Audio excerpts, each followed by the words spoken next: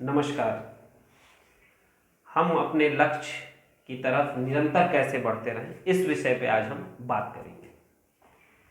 प्रतिदिन हम उठते हैं और उठने के बाद हम लक्ष्य निर्धारित करने के बावजूद ऐसा होता है कि हम जिंदगी में आ रही नित्य नई परेशानियों की वजह से अपने मूल लक्ष्य को भूलकर किसी और दिशा में आगे बढ़ जाते हैं और फिर इस बात के लिए अपने आप को दोषी करार देते हैं कि हम अपने लक्ष्य तक नहीं पहुंच पाए, हम सफल नहीं हो पाए। तो आज मैं बात करूंगा 5 मूलभूत आदतों की जिनको अपनाकर हम अपने लक्ष्य तक आराम से पहुंच सकते हैं,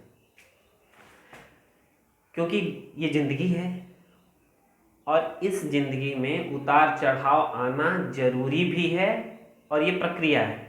ऐसा बिल्कुल नहीं है कि आप कुछ स्पेशल हैं या आप कुछ गॉड गिफ्टेड हैं कि आपकी ज़िंदगी में परेशानी नहीं आएगी। जो इस धरती पे आया है, जो भी है, उसकी ज़िंदगी में परेशानी आई है और आएगी। आवश्यकता इस बात की है कि हम इन बाधाओं के बावजूद लगातार आगे बढ़ते रहें।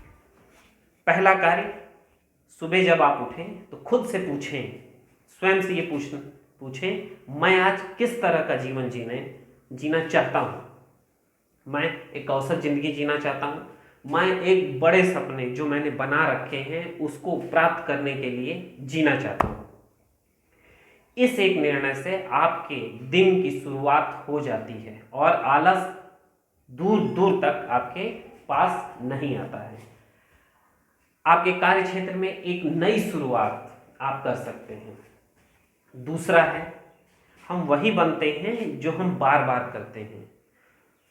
तो ये महत्वपूर्ण है कि रोज कार्यसूची या टाइम टेबल बनाने के बाद ही हम दिन की शुरुआत करें।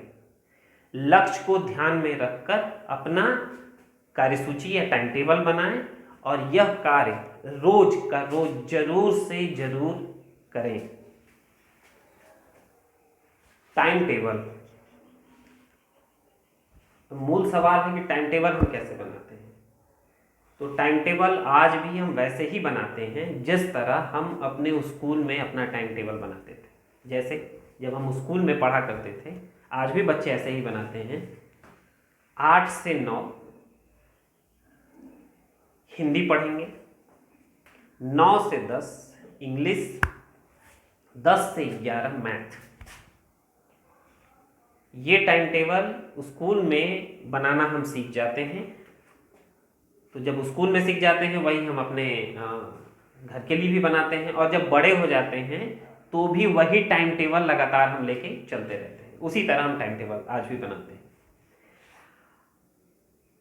बचपन में भी ऐसा ही हुआ कि जब वो टाइम टेबल बना तो उसको हम मूर्त रूप नहीं दे पाते हैं। सोचते हैं अच्छा आज टाइम टेबल तो बन गया है, कल सुबह से इसको हम फॉलो करना शुरू कर देंगे। सुबह आती है, 8 से 9 का समय हमने निर्धारित कर रखा है। 8 बजने में 5 मिनट पहले हम एकदम रेडी रहते हैं कि अब हम बैठ जाएंगे पढ़ने। किन्हीं वजहों से 8:05 हो जाता है। फिर हम सोचते हैं अच्छा ये समय तो चला गया, 5 मिनट ज़्यादा हो गया है, 9 बजे से एकदम बैठ जाएंगे। अब 9 बजे से तो एकदम बैठना है और 9 बजे से जो हमने टाइम टेबल बनाया है उसको फॉलो करना है। अब हम इंतजार करने लगते हैं कि 9 कब बज रहा है। धीरे धीरे 9 भी बज जाता है। हम थोड़ी देर बैठते भी हैं तब तक कुछ और काम याद आ जाता है, तो उस काम को हम करने लगते हैं और इस तरह जो हमने बड़ी मेहनत से बहुत सोच समझ के जो टाइम टेबल बनाया है उसको पालन ही नहीं करते। अब जब पालन नहीं हुआ तो अब होगा कि कल से, और इस तरह से करके कल आता ही नहीं और पूरी जिंदगी फिर ऐसे ही चलने लगती है। स्कूल टाइम चला जाता है, कॉलेज टाइम इसी तरह टाइम टेबल बनाते हुए चला जाता है।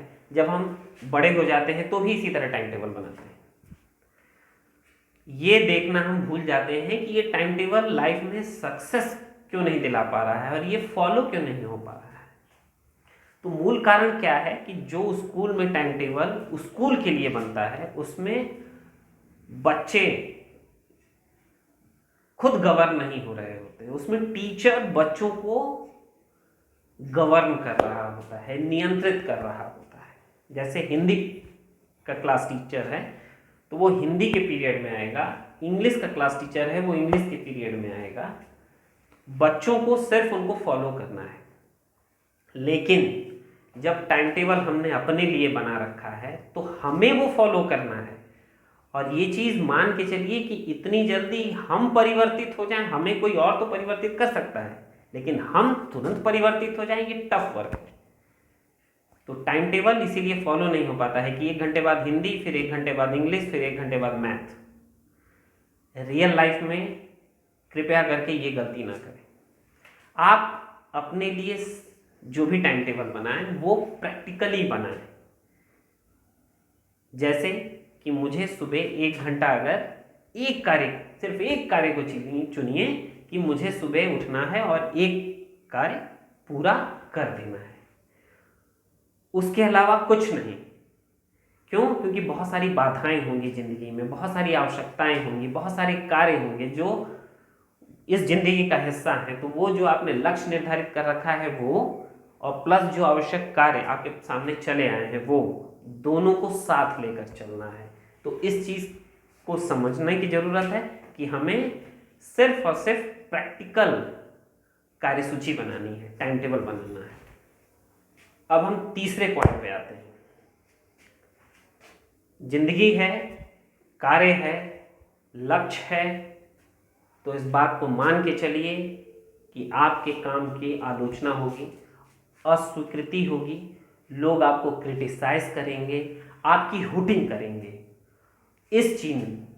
इन चीज़ों के लिए आप मानसिक रूप से हमेशा तैयार रहें कि जो भी आपने लक्ष्य निर्धारित कर रखा है उस तरफ अगर आप आगे बढ़ रहे हैं तो आपकी आलोचना हो सकती है, अस्वीकृति हो सकती है, आपकी हुटिंग हो सकती है।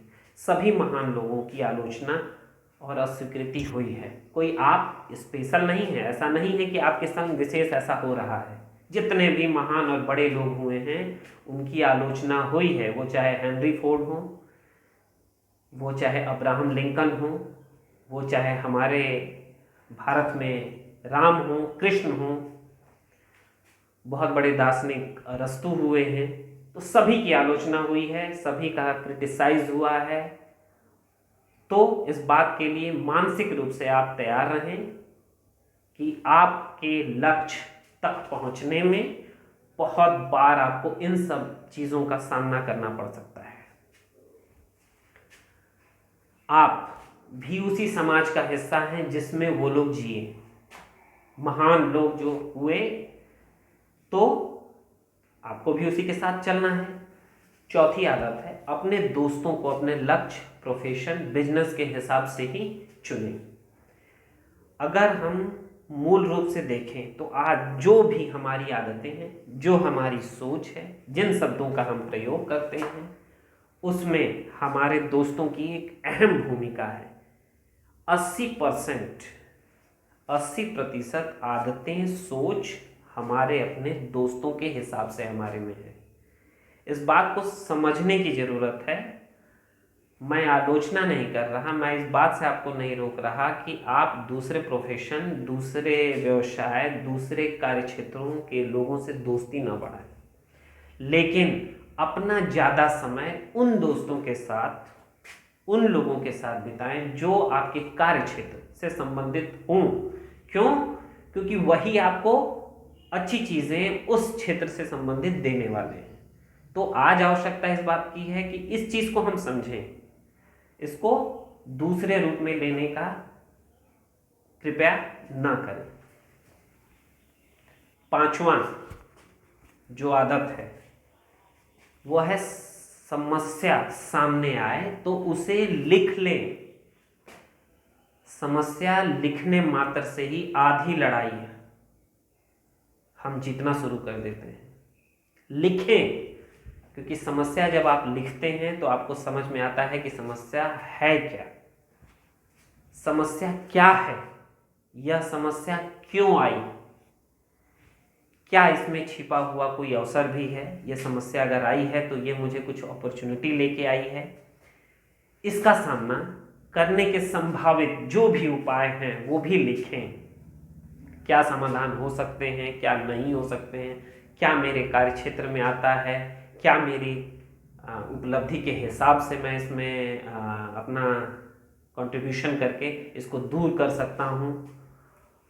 और जैसे ही ये सब आप लिख लें, आपको आपकी समस्या आधी से ज़्यादा सुलझ चुकी होगी और आपको मार्ग भी बहुत जल्दी ही मिल जाएगा और धीरे धीरे आपकी समस्या दूर हो जाएगी। क्यों? क्योंकि जब आप अपने लक्ष्य की तरफ बढ़ेंगे, कोई भी कार्य करेंगे, तो समस्याएं आएंगी। ये जिंदगी का सत्य है कि समस्या के बिना कोई भी लक्ष्य नहीं प्राप्त किया जा सकता है।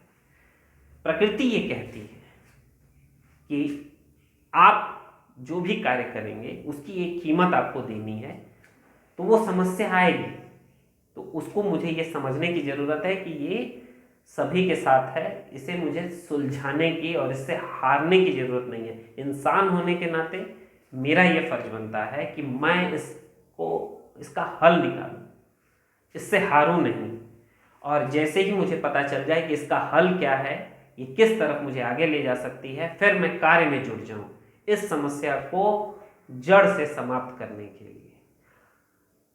अब मुझे लगता है कि हम इन 5 चीज़ों को अपनाकर अपने लक्ष्य की तरफ निरंतर बिना किसी बाधा के, छोटी मोटी बाधाओं का डट कर सामना करते हुए आगे बढ़ सकते हैं। धन्यवाद।